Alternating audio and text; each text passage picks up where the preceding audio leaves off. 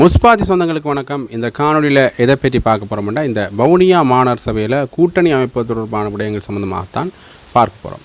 இந்த வவுனியா மாநகர சபையின் கூட்டணி தொடர்பான ஒரு சிக்கல் நிலைப்பாடு அல்லது முருகல் நிலைப்பாடு இருக்குன்னு தான் சொல்ல வேண்டும். குறிப்பாக வவுனியா மாநகர சபையில் பல விடயங்கள் தொடர்பாக பேசப்பட்டது. அதாவது தமிழ் தேசிய நிலைப்பாட்டில் பயணிக்கிற கட்சிகளோடு சில கூட்டணி அமைப்பு தொடர்பான பேசப்பட்டது. குறிப்பாக ஜனநாயக தமிழ் தேசிய கூட்டணி தமிழ் தேசிய மக்கள் முன்னணியோடையும் தமிழரசு கட்சியோடையும் கூட்டணி அமைப்பு சம்பந்தமான பேச்சுக்கள் இடம்பெற்றன. இது தொடர்பாக பேசுகின்ற பொழுது தமிழரசு கட்சி இதற்கு கொஞ்சம் பின்னிருப்பதற்கான தகவல்கள் வழங்கப்பட்டது. அதை ஏன் அப்படி பின்னிருக்கின்றார்கள் என்று பார்த்த இடத்துல சில இடங்களில் சிவிகே சிவஞானத்தோடு இது தொடர்பாக பேசுகின்ற பொழுது அவர் இந்த கூட்டணி நிலைப்பாட்டை ஆதரிப்பதான கருத்தை தெரிவிக்க முன்வருகின்ற பொழுது சுமந்திரன் அதை நிராகரிப்பதற்கான ஒரு சூழ்நிலையும் அங்கே இருந்ததை காணக்கூடிய மாதிரி இருக்கின்றது. குறிப்பாக சுமந்திரன் அவர்கள் பேசுகின்ற பொழுது மாநகர சபையில் ஜாழ்ப்பாணத்தில் தமிழ் தேசிய அதாவது ஜனநாயக தமிழ் தேசிய கூட்டணி எப்படி செயற்பட்டார்களோ அதே நிலைப்பாடு தான் நாங்கள் இங்கே செய்வோம், அதாவது வவுனியா முல்லைத்தீவு போன்ற இடங்களிலே நாங்கள் செய்வோம் என்ற பொருள்பட சுமந்திரன் கூறினார் என்கின்ற தகவல்களும் வெளியாகிருக்கின்றது. இது இவ்வாறு இருக்க இந்த கூட்டணி அமைப்பு தொடர்பான நிலைமை ஒரு சிக்கலுக்குரிய விடயமாகவே இருந்ததை காணக்கூடிய மாதிரி இருந்தது வவுனியா மாநகர சபையில். குறிப்பாக இந்த மாநகர சபையில் ஒரு எதிர்பாராத கூட்டணிகள் அமைந்ததை நீங்கள் அண்மை காலமாக பார்த்துருப்பீங்கள். அந்த எதிர்பாராத கூட்டணிகளில் ஒன்று தான் சுமந்திரன், அதாவது தமிழரசு கட்சி மற்றும் ஈழ மக்கள் ஜனநாயக கட்சி இபிடிபி கட்சிக்கும் தமிழரசு கட்சிக்கும் இடையிலான கூட்டணி அல்லது ஒரு ஆதரவு நிலைப்பாடு மக்கள் எதிர்பாராத அல்லது யாருமே எதிர்பார்த்திராத ஒரு விடயமாக இருந்தது. அப்போ இந்த விடயம் வருகின்ற பொழுது இந்த தமிழரசு கட்சி மேலான விமர்சனங்கள் முன்வைக்கப்படுது. ஏன் தமிழ் தேசிய நிலைப்பாட்டில் பயணிக்கிற கட்சிகளோட கூட்டணி வைத்திருக்கலாமே என்கின்ற ஒரு விடயம் தெரிவிக்கப்படுது. அந்த வகையில் அதே மாதிரி வவுனியா மாநகர சபையில் கூட்டணி அமைக்காமல் ஆட்சி அமைக்க முடியாதுங்கிற ஒரு நிலைப்பாடு வருகின்ற சூழ்நிலையில் தமிழ் தேசிய பரப்பலைங்கிற கட்சிகள் ஒன்றாக சேருவதற்கான வாய்ப்புகள் வருது. அதில் தமிழரசு கட்சியும் ஒன்றாக சேர்வோம் என்கின்ற நிலைப்பாட்டை எடுக்கிற சூழ்நிலையில் சுமந்திரன் இதற்கு எதிராக இருந்தார் என்ற தகவல்கள் வெளியாகி இருந்தன. ஆனால் எல்லா இடத்துலையும் இந்த சுமந்திரன் தமிழரசு கட்சியை முன்னின்று இயக்குகின்றார் என்கிற தகவல்கள் வழங்கப்பட்ட அந்த இடத்துல இந்த விடயத்தில் மட்டும் கொஞ்சம் தமிழரசு கட்சி சுமந்திரன் பேச்சை கேட்கலையோ அல்லது அவர்கள் ஏதோ ஒரு வகையில் அந்த தன்னிச்சையான முடிவுகள் எடுக்கப்பட்டதோ என்கின்ற விடயமும் தெளிவாக வந்திருக்கு. ஏனென்றால் இது தொடர்பான விடயங்கள் தொடர்பாக பேசுகின்ற பொழுது இந்த இன்றைய தினம் மாலை கூடி இது தொடர்பாக ஆராயலாம் என்கின்ற முடிவெட்டப்பட்டது. அந்த முடிவில் இந்த தமிழ் தேசிய பரப்பலைங்கிற கட்சிகளும் ஐக்கிய மக்கள் சக்தியும் சேர்ந்து இந்த கூட்டணி அமைப்பு தொடர்பான முடிவுகள் எட்டப்பட்டது. அதில் குறிப்பாக வவுனியா மாநகர சபையினுடைய முதல்வராக காண்டிபனும் பதில் முதல்வராக கார்த்திபனும் பெயரிடப்பட்டிருக்கின்றார்கள். வவுனியா மாநகர சபைக்கான முதல்வர் பதில் முதல்வர் தெரிவுகள் நாளைய தினம் இடம்பெற இருக்கின்ற நிலையில் ஜனநாயக தமிழ் தேசிய கூட்டணியின் உறுப்பினர் முதல்வராகவும் பிரதி முதல்வராக ஜனநாயக தேசிய கூட்டணியின் உறுப்பினரது பெயரும் பிரேரிக்கப்பட உள்ளதான தகவல்கள் வந்திருக்கிறது. 21 உறுப்பினர்களை கொண்டுள்ள வவுனியா மாநகர சபையில் ஆட்சி அமைப்பதற்கு 11 ஆசனங்கள் தேவை. அந்த வகையில் சபையில் ஆட்சி அமைப்பது தொடர்பாக தமிழ் கட்சிகளுடனான புரிந்துணர்வு உடன்பாடு ஒன்று எட்டப்பட்டிருந்தது. அதாவது ஏற்கனவே 21 உறுப்பினர்கள் இருக்கின்றார்கள். 21 அரவாசியம் விட அதிகமாக இருக்கிறது என்றால் 11 உறுப்பினர்கள், 11 உறுப்பினர்களாக தேவைப்படுகிறது. ஆகவே இந்த தேசிய மக்கள் சக்தி உள்ள வராமல் இருக்கணும் என்றால் இந்த ஏனைய கட்சிகளுடைய கூட்டு தேவைப்பாடாக இருக்கின்றது. ஏன்னா தேசிய மக்கள் சக்தி அங்கே அடுத்த பெரும்பான்மையாக இருக்கிறது. அப்போ அதை நீக்க வேண்டும் என்றால் இப்போ தேசிய நிலைப்பாடில் பயணிக்கிற கட்சிகளோட கூட்டணி அமைக்க வேண்டிய ஒரு தேவைப்பாடு இருக்கின்ற காரணத்தினால் இந்த கூட்டணிக்கான நிலைப்பாடு தொடர்பாக பேசப்பட்டது. அதில் ஜனநாயக தமிழ் தேசிய கூட்டணி பெற்றுக்கொண்ட 4 ஆசனங்களும் தமிழரசு கட்சி பெற்றுக்கொண்ட 3 ஆசனங்களும் ஐக்கிய மக்கள் சக்தியின் 2 ஆசனங்களும் ஜனநாயக தேசிய கூட்டணியின் 1 ஆசனமும் அகில இலங்கை தமிழ் காங்கிரஸின் 1 ஆசனம் என 11 ஆசனங்கள் இப்போ கைவசம் இருக்கின்றன. ஆகவே இந்த அரைவாசியம் விட அதிகமான ஆசனங்கள் இவர்கள் பெற்றுவிட்டார் இந்த உடன்படிக்கையின் அடிப்படையில். எட்டப்பட்ட உடன்படிக்கையின் பிரகாரம் ஜனநாயக தமிழ் தேசிய கூட்டணியில் தெரிவு செய்யப்பட்ட முன்னாள் நகரசபை உறுப்பினரும் ஆசிரியருமான சுந்தரலிங்கம் காண்டிவன் முதல்வராக பெயரிடப்பட்டுள்ளார். ஜனநாயக தமிழ் தேசிய கூட்டணி சார்பில் தெரிவு செய்யப்பட்ட ஊடகவியலாளர் பரமேஸ்வரன் கார்த்திபன் பிரதி முதல்வராக பெயரிடப்பட்டுள்ளார். இந்த நிலையில் குறித்த கூட்டு ஆட்சி அமைக்க தேவையான 11 ஆசனங்கள் உறுதியாகியுள்ள நிலையில் நாளை எதிர்பார்க்கப்பட்டபடி இந்த கூட்டே அமையும் என்கின்ற ஒரு நம்பிக்கை ஒன்று வெளியிடப்பட்டிருக்கிறது. என்னதான் இந்த நம்பிக்கை வெளியிடப்பட்டாலும் கூட இந்த கூட்டணி தொடர்பாக நாங்கள் பேசுகின்ற பொழுது இந்த விடயமே அப்படி வந்துவிடுமா என்கின்ற ஒரு ஐயமும் எழுகின்றது. ஏன்னா நான் முதல் சொன்ன மாதிரி ஏதோ ஒரு வகையில் இந்த கூட்டணிகள் சம்பந்தமாக எதிர்பாராத சில கூட்டணிகளும் ஆதரவு நிலைப்பாடுகளும் அமையக்கூடியதை நீங்கள் அண்மை காலமாகவே பார்த்திருப்பீர்கள். அந்த வகையில் இப்போ இந்த இவர்கள் பேசி வச்ச முடிவுகள் சில நேரம் தமிழரசு கட்சி மறுப்பு தெரிவிக்குமா என்கின்ற கேள்வியும் இருக்கின்றது. இது ஒரு வகையில் உடன்படிக்கை தான். இதன்படி தான் அந்த ஆதரவு நிலைப்பாடோ அல்லது வாக்களிக்க வேண்டும் என்கிற அவசியம் இல்லை. சில நேரம் தமிழரசு கட்சி பின்னிற்குமா என்கிற கேள்வியும் எழுகின்றது. ஏனென்றால் சில இடங்களில் தமிழ் தேசிய நிலைப்பாட்டில் பயணிக்கிற சில கட்சிகளோட தமிழரசு கட்சி ஒன்று சேர்றதுக்கு தயங்கினதை அல்லது பின்னின்றதை காணக்கூடிய மாதிரி இருந்தது.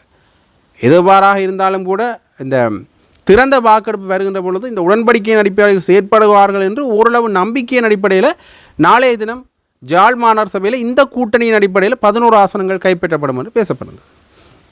அந்த வகையில் ஒரு பக்கத்தில் தேசிய மக்கள் சக்தியினுடைய மாநகர சபை உறுப்பினர்கள் வந்து பேசுகின்ற பொழுது வவுனியா மாநகர சபையை நாங்கள்லாம் கைப்பற்றுவோம் என்று அவர்கள் உறுதியாக தெரிவித்திருக்கிறார்கள். அப்போ அவர்களின் உறுதி நிலைப்பாட்டில் பார்க்கின்ற பொழுது அவர்கள் எப்படி இந்த 11 ஆசனங்களுக்கு அதிகமான ஆசனங்களை பெறுவார்கள் என்கின்ற கேள்வியும் எழுகின்றது. அப்போ அது மீண்டும் இந்த ஏதோ ஒரு கட்சியோட கூட்டணி அமைக்கின்றார்கள். அப்போ அந்த கட்சி என்கிற கேள்வி ஒரு வகையில் எழுந்த வண்ணமே இருக்கின்றது. இது இவ்வாறு கேட்க இந்த மன்னார் கூட்டணி தொடர்பாக பேசுகின்ற பொழுது சால்ஸ் நிர்மலநாதன் அவர்கள் இந்த ஜனநாயக தமிழ் தேசிய கூட்டணி அமைக்க மாட்டோம் என்ற விடயத்தை சொல்லியிருந்தார்.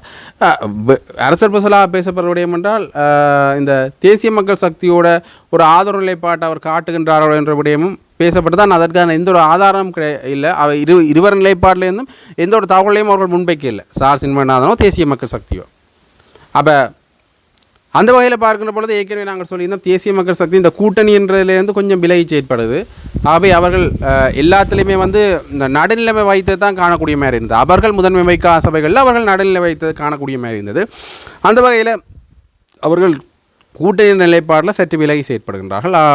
முன்னைய நாட்களில் டில்வின் சில்வா கூறிய கருத்தின்படி கூட அவர்கள் சுயேட்சை குழுக்களோட கூட்டணி அமைக்கலாம், கட்சிகளோட கூட்டணி அமைக்க மாட்டோம், அது மக்கள் ஆணைக்கு விரோதமானது என்ற விடைப்பொருளை பேசியிருந்தார்கள். இது ஒரு பக்கம் இருக்க அவர்கள் கூட்டணிக்கு தயாரில்லை. அவை சால்ஸ் நிர்மலநாதன் கருத்தின்படி பார்க்கின்ற பொழுதும் அந்த இடத்துல வந்து கூட்டணி சம்பந்தமாக பேசப்படவில்லை. ஆனால் இந்த வவுனியா மாநகர சபையில் தேசிய மக்கள் சக்தி ஆட்சி அமைக்கும் என்று அவர்கள் உறுதியாக கூறுகின்ற பொழுது எதற்காக அப்படி கூறினார்கள் என்ற நிலைப்பாட்டில் கொஞ்சம் யோசிக்கணும். அண்மையில் அமைச்சர் சந்திரசேகரம் அவர்கள் பேசுகின்ற பொழுது ஒரு விஷயத்தை சொல்கிறார் என்று பார்த்தீங்கன்னா, கூட்டணி அமைப்பு தொடர்பான விடயங்களில் நாங்கள் உறுதியாக இல்லை, அது மக்கள் ஆணைக்கு மீறிய செயல் என்று தான் அவர் சொல்கிறார். ஆனால் சில விஷயங்களில் யோசிக்கலாம் என்கிற பொருள்பட அவர் பேசியிருந்தார். இதை யோசிக்கின்ற பொழுது இன்னுமே இந்த ஒரு உறுதிப்பட வவுனியா மாநகர சபையின் நிலைமையை சொல்ல முடியாத நிலை தான் இருக்குது. இது இவ்வாறு இருக்கேக்க இந்த வவுனியா மாநகர சபையினில் இப்படி இருக்கேக்க இன்னொரு முக்கியமான விடயத்தை நாங்கள் பார்க்கணும்னு பார்த்தீங்கன்னா, அண்மையில் இந்த மான் சின்னத்தில் பயணித்த மணிவண்ணன் அவர்கள், விஸ்வலிங்கம் மணிவண்ணன் அவர்கள் ஒரு தனியார் ஊடகம் ஒன்றை கொடுத்த நேர்காணலில் ஒரு முக்கியமான விஷயத்தை சொல்லியிருக்காங்க. என்று பார்த்தீங்கன்னா, இந்த ஜாழ் மாநகர சபை எங்களோட கைவசம் இல்லாமல் போச்சு, அதுக்கு காரணம் சதிச்செயல். முன்னைய நாட்களில் வந்து நாங்கள் இந்த பேட்மேனுக்கள் நிராகரிக்கப்பட்டவை சொல்வான காணொலியும் போட்டிருப்போம். அதில் மேன்முறையீடு செய்த பிறகும் இந்த சில பேட்மேனுக்கள் நிராகரிக்கப்பட்டது. ஆகவே இது எங்களுக்கு இழைக்கப்பட்ட ஒரு சதிச்செயல் என்ற பொருள்பட அந்த மேன்முறையீட்டு நீதிமன்றம் தொடர்பான விளக்கங்களையும் கொடுத்து அவர் சொல்லியிருந்தார். ஆகவே இந்த அவர் பேசுகின்ற பொழுது என்ன விஷயத்தை சொல்கிறாருண்டா, இந்த சதி எதற்காக நடந்துண்டா, ஜாழ் மாநகர சபையை கைப்பற்ற ஒரு ஒரு கருவியாக தேசிய மக்கள் சக்தி இருக்கின்றது என்கின்ற ஒரு விடயம், ஜாழ் மாநகர சபையை தேசிய மக்கள் சக்தி கைப்பற்றும் என்கின்ற ஒரு விடயம் முன்னே நாட்களில் ஒரு பேசுபொருளாக இருந்தது. இப்போ அதற்கு எதிரான ஒரு கட்சியாக இருக்கிறது யாருன்னு பார்த்தீங்கன்னா, தமிழ் மக்கள் கூட்டணி மாநிலத்தில் பயணிக்கிற கட்சி. ஆகவே அதற்காகத்தான் எங்களை சதி செய்து இப்படி அவர்கள் விலக்களித்து விட்டார்கள் என்ற விஷயத்தை வந்து யார் சொல்லியிருக்காருன்றா, மணியணி, அதாவது மணிவண்ணன் மான் சின்னத்தில் போட்டியிட்ட மணிவண்ணன் அவர்கள் சொல்லியிருந்தார். ஆகவே இப்படியாக ஒரு நீட்சி போக்குலேயே இந்த கூட்டணி சம்பந்தமான விடயங்களும் தேசிய மக்கள் சக்தியில் இவர்கள் கூட்டணி அமைத்து கொள்வார்களா என்கின்ற பல விஷயங்களும் வெளியாகி வண்ணமே இதுக்கண்டே இது தொடர்பான எந்த ஒரு விடயப்பொருளையும் வந்து உறுதியான தகவல்களை சொல்ல முடியாத சூழ்நிலை இருக்கேன்டா அந்த சபை அமைக்க மட்டுமே. ஏன்னா திடீர் மாற்றங்கள் வந்த வண்ணமே இருக்கின்றன. இச்சை வரைக்குமே இன்று மாலை எட்டப்பட்ட வவுனியாவில் எட்டப்பட்ட முடிவுகள்லாம் இப்போ நாங்கள் சொன்னாங்க. இனி என்ன முடிவுகள் எட்டப்பட போகின்றது என்கின்ற ஒரு கேள்வியும் எழுகின்றது. அவை தொடர்ந்தும் இந்த விஷயங்கள் வந்து ஒரு உறுதித்தன்மை இல்லாத விடயங்களாக இருக்கின்றது. அது மட்டும் இல்லாமல் அண்மையில் ஆனந்த சங்கரியுடைய தமிழர் விடுதலை கூட்டணி கூட இந்த தமிழரசு கட்சியோட கூட்டணி அமைத்து தொடர்ந்து சேர்ந்து பயணிப்போம் என்ற மாதிரி அவர் பேசியிருந்தார். முன்னைய நாட்களில் சந்தை செல்வாவும் ஜிஜி பொன்னம்பலமும் எப்படி கூட்டணி அமைத்திருந்தார்களோ அதே மாதிரி நாங்களும் கூட்டணி அமைத்து தொடர்ந்து பயணிக்கலாம் என்ற பொருள்பட தமிழரசு கட்சிக்கு ஒரு அழைப்பு விடுத்திருந்தார். அவருடைய பிறந்தநாள் நடந்த ஊடக சந்திப்பில் அவர் இந்த விஷயத்தை சொல்லியிருந்தார். அப்படியாக இந்த கூட்டணிகள் வந்து ஒரு ஒரு தொடர்ந்து முன்னெடுக்கக்கூடிய ஒரு சூழ்நிலை வந்து வந்த வண்ணமே இருக்கின்றன. இப்போ அதற்கான தேவைப்பாடுகளும் அதிகமாக இருக்கின்றன.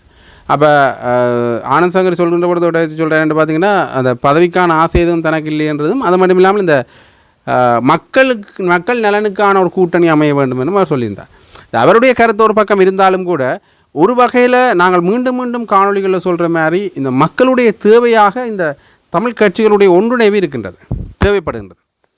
அந்த ஒன்றிணைவின் அடிப்படையில் பயணிக்கணும் என்றதான் பலருடைய விருப்பமாக இருக்கின்றது. உண்மையிலேயே இந்த ஒன்றிணைவு சாத்தியப்படும் என்ற நம்பிக்கையும் மக்கள் மத்தியில் ஓரளவு இருந்தது. ஆனால் இருந்தாலும் கூட இந்த தமிழ் கட்சிகளுடைய இந்த பிளவுகள் வந்து அதை கொஞ்சம் விரிசல் படுத்தியிருக்கின்றது தான் சொல்லணும்.